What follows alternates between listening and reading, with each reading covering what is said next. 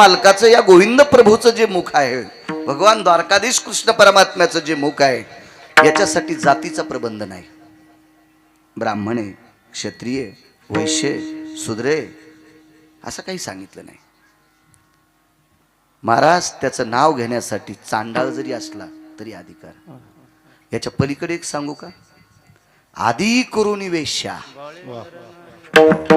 आदी करून वेश्या, वेश्येला सुद्धा त्याचं भजन करायचा अधिकार आहे. वेश्येला सुद्धा त्याचा चेहरा पाहण्याचा, त्याच्या दर्शनाचा अधिकार आहे. बाकीच्यानी कशाला डोकं लावायचं? काही काही एखाद्या अशा ब्रेक लाईनर उघडलेल्या गाडीत बसल्यावर ती वेळेला थांबत नसती बघा, जिथं थांबायची तिथं थांबत नसती ती गाडी.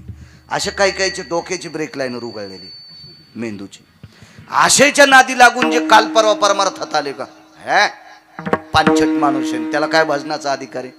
तुला बोलायची काय लायकी गाढवा? तुला फक्त शेपूटच नाही, तुझी लायकी आहे का भजन दुसऱ्याला करायचं नाही अधिकार म्हणण्याची?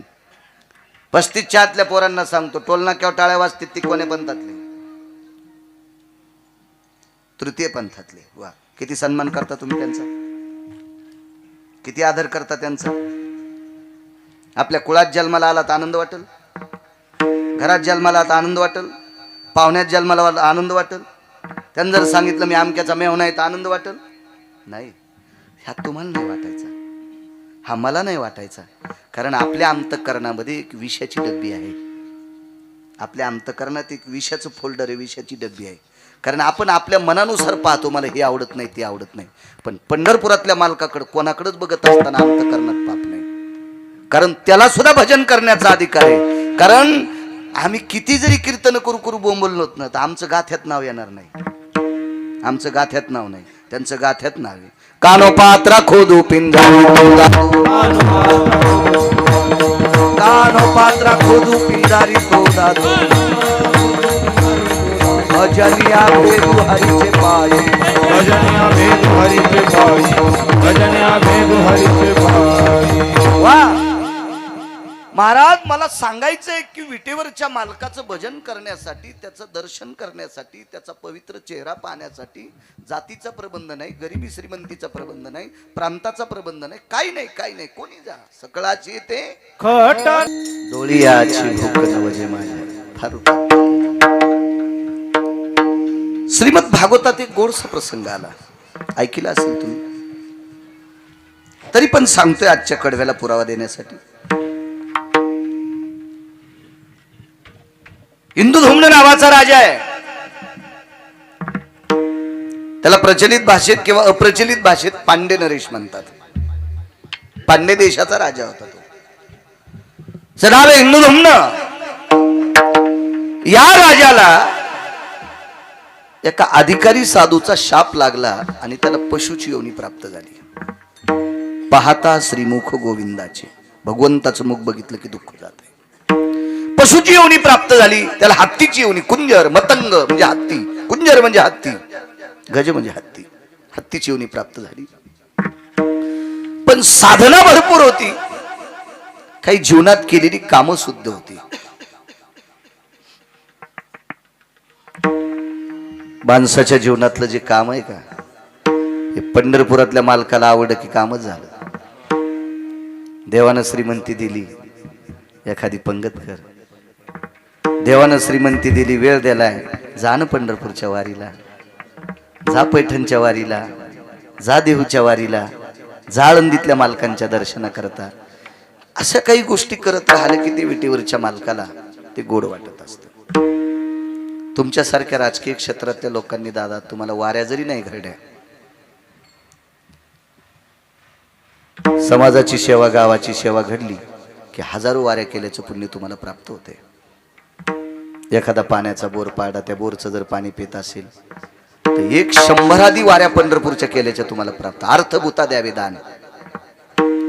तुम्ही याच्यात अर्थ खर्चिला की तुम्हाला आपण मग त्या सगळ्या गोष्टी पळत असतात. हे वेदू, हे वेदू,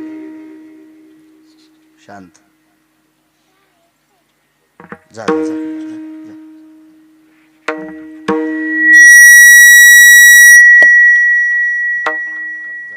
टेलर नेऊन घाला. ह्या येण्याशिवाय करमेत बी नसते टेलर. हो, ह्या येण्यासाठी बेजारीत लोक. आपले देव कमी पडे मग तिकडे ते पिराला पण बोकडे कापायलेत लोक. हो, हे नसल्या बी घर ओपत नाही. हो, विडाला विडाला